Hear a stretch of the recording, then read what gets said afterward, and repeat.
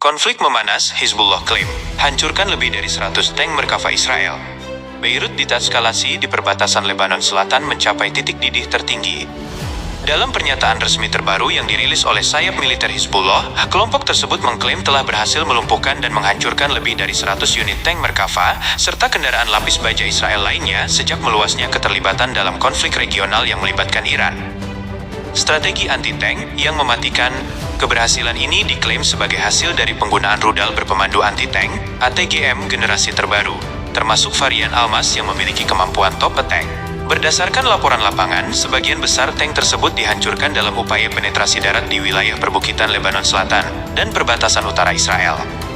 Pejuang kami telah mengubah lembah-lembah di selatan menjadi pemakaman bagi kendaraan lapis baja musuh, ujar juru bicara militer dalam siaran resminya. Hingga berita ini diturunkan, pihak militer Israel, IDF, belum mengonfirmasi jumlah pasti kerugian material mereka, namun mereka mengakui adanya perlawanan sengit dan kerugian personel di garis depan.